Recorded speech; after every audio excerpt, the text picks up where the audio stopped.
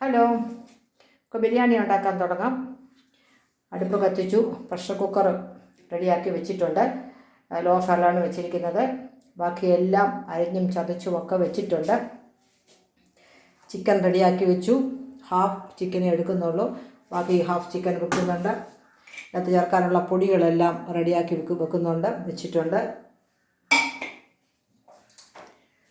സവാള, തക്കാളി എല്ലാം അരിഞ്ഞു വെച്ചു, അതും ശരിയാക്കി വെച്ചു. വെളുത്തുള്ളി, ഇഞ്ചി, പച്ചമുളക് എല്ലാം ചതച്ച് വെച്ചു. ഹോൾ സ്പൈസസ് എടുത്ത് വെച്ചിട്ടുണ്ട്. ഇനി നമുക്കിത് ഉണ്ടാക്കാനായിട്ട് തൈര്, ഉപ്പ് എല്ലാം എടുത്ത് വെച്ചിട്ടുണ്ട്. നമുക്കിനി ഉണ്ടാക്കാനായിട്ട് ആരംഭിക്കാം. 2 ടേബിൾ സ്പൂൺ എണ്ണ ഒഴിച്ചിട്ടുണ്ട്. ചെറിയ ലോ ഫ്ലെയറിലാണ് വെച്ചേക്കുന്നത്. ഇതിലേക്ക് ഇഞ്ചി, വെളുത്തുള്ളി, പച്ചമുളക്, ഹോൾ സ്പൈസസ് ഇത്രയും റെഡിയാക്കി വെച്ചിട്ടുണ്ട്. ഇതെല്ലാം കൂടെ അങ്ങോട്ട് ഇടുകയാണ്.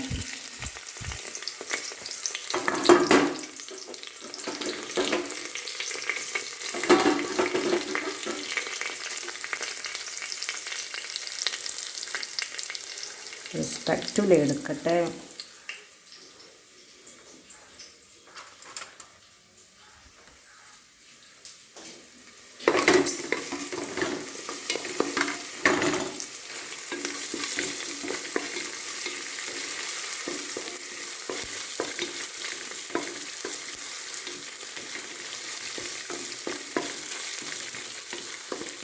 എല്ലാം ഒരുവിധം ഒന്ന് ബ്രൗൺ ആകുമ്പോൾ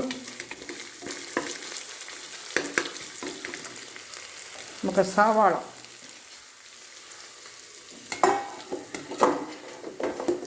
രണ്ട് സവാളയാണ് അരിഞ്ഞു വെച്ചിരിക്കുന്നത്.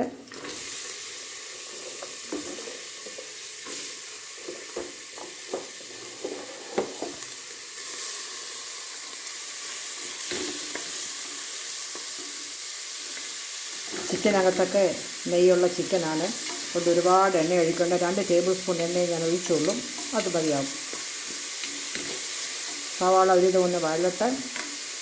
ഇതിലേക്ക് പെട്ടെന്ന് വഴന്ന് കിട്ടാനായിട്ട് അല്പം ഉപ്പ് ചേർക്കാം. ഉപ്പ് നോക്കിയിട്ട് കുറച്ച് ചേർത്താൽ മതി. ബാക്കി ഇൻഗ്രീഡിയൻസ് എല്ലാം കൂടെ ചേർത്തിട്ട് ഉപ്പ് പരുവത്തിനാക്കാം.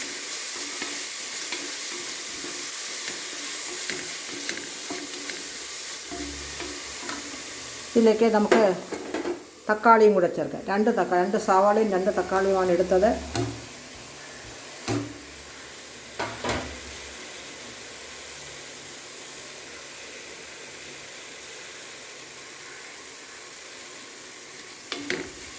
തീ ലോ ഫ്ലെയറിലാണ്.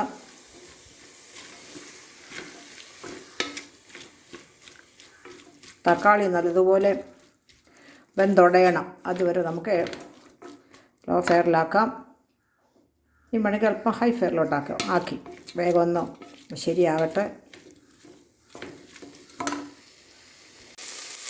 തക്കാളി, ഉള്ളിയൊക്കെ നല്ലതുപോലെ ഉടഞ്ഞിട്ടുണ്ട്. ഇതിലേക്ക് നമുക്ക് പൊടികൾ ചേർക്കാം. ഇതിനകത്ത് 1 ടീസ്പൂൺ, 1.5-1.5 ടീസ്പൂൺ മുളക് പൊടിയും, അതുപോലെ 2-3 സ്പൂൺ മല്ലിപ്പൊടി, അല്പം മഞ്ഞൾപ്പൊടി.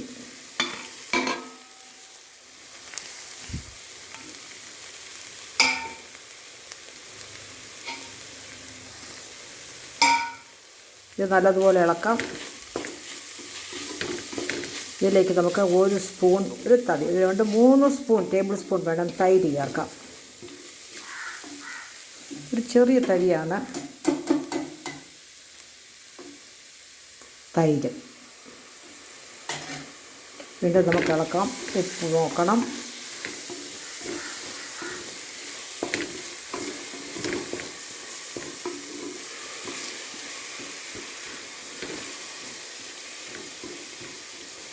ഇതിലേക്ക് നമുക്ക് ചിക്കൻ ചേർക്കണം.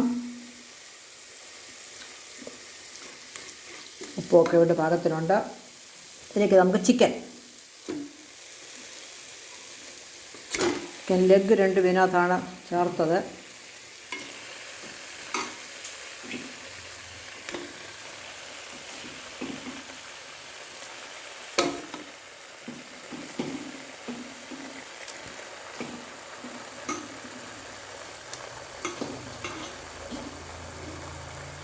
കരളുമൊക്കെ ഇതിൻ്റെ കൂടെ ചേർത്തു.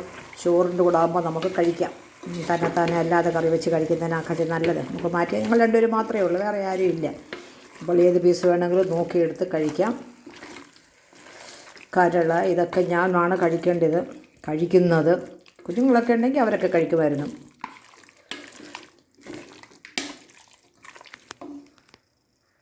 ഇതിൽ വെള്ളം ഒട്ടും തന്നെ ചേർത്തിട്ടില്ല.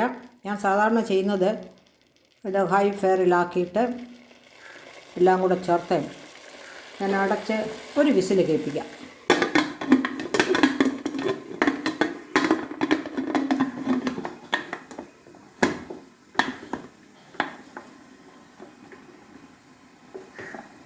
ഒരു വിസിൽ കേട്ടിട്ട് നമുക്ക് ഓപ്പൺ ചെയ്ത് കഴിഞ്ഞിട്ട് വേണം അരി ചേർക്കാൻ. ഇല്ലെങ്കിൽ ചിക്കൻ അത്ര അധികം വേഗത്തില്ല. അപ്പോൾ ഹൈ ഫെയറിലാക്കി 15 മിനിറ്റ് കഴിഞ്ഞപ്പോൾ പ്രഷർ കുക്കർ തുറന്നു. അതിൽ നിന്ന് ചിക്കൻ ലെഗ് 2 പീസും മാറ്റി വെച്ചു. അതൊക്കെ ഫ്രൈ ചെയ്യണം. അത് ഏറെക്കുറെ വെന്ത് കഴിഞ്ഞല്ലോ. ഫ്രൈ ചെയ്യുക. ഇതിനകത്ത് ഇച്ചിരി മസാലയൊക്കെ പുരട്ടണം. ഇനി ബാക്കി ഒരു 1/2 ഗ്ലാസ് വെള്ളം കാണും. ഇതിനകത്ത് കുറച്ച് അല്പം വെള്ളം ഒട്ടും ഒഴിച്ചില്ല. അതിനകത്തെ വെള്ളമൊക്കെയാണ്. ഇതിനകത്തോട്ട് നമുക്ക് കഴുകി റെഡിയാക്കി വെച്ചിരിക്കുന്ന അരി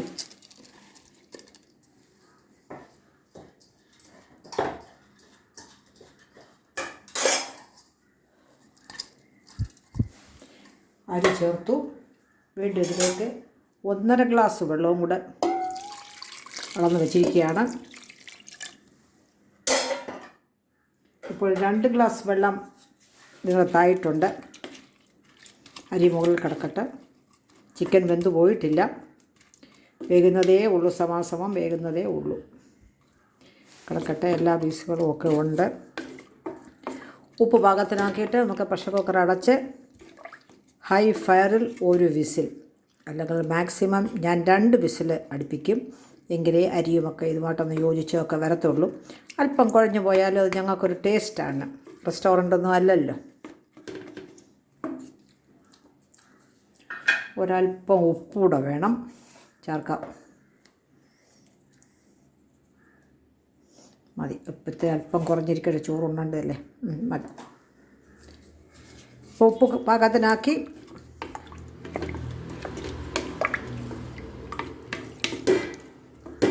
ചിക്കൻ വെന്ത് പോയിട്ടില്ല. അതിനടുത്ത് നോക്കി അല്പം കൂടെ വേകാനുണ്ട്.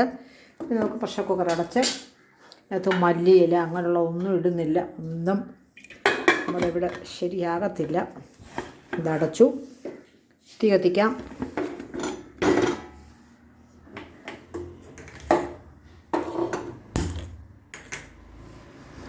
High ഫയറിൽ 2 whistle. അതിനപ്പുറം ഞാൻ വെയിറ്റ് ചെയ്യിപ്പിക്കത്തില്ല. വെയിറ്റ് വെച്ചു. ഹൈ ഫയറിൽ 2 വിസിൽ കേൾക്കുമ്പോൾ ഓഫാക്കി കഴിഞ്ഞാൽ നമുക്ക് വീണ്ടും ഒരു അരമണിക്കൂർ, മാക്സിമം അരമണിക്കൂർ അത്രയായി കഴിയുമ്പോൾ ബിരിയാണി വെന്ത് സെറ്റായിട്ടിരിക്കും. അപ്പോൾ നമുക്ക് വെയിറ്റ് ചെയ്യാം. ബിരിയാണി വെന്ത് സെറ്റായിട്ടുണ്ട്. വെള്ളമെല്ലാം പറ്റി നല്ല ജോറായിട്ട് കിട്ടിയിട്ടുണ്ട്. അങ്ങനെ ഒരു വലിയൊരു ബേസണിലോട്ടും കാഷ്യൂ കിസ്മിസൊക്കെ വറുത്തത് ചേർത്തു. മുട്ട പുഴുങ്ങിയതൊന്നും വേണ്ട. ദിവസവും മുട്ട കഴിക്കുന്നുണ്ടല്ലോ.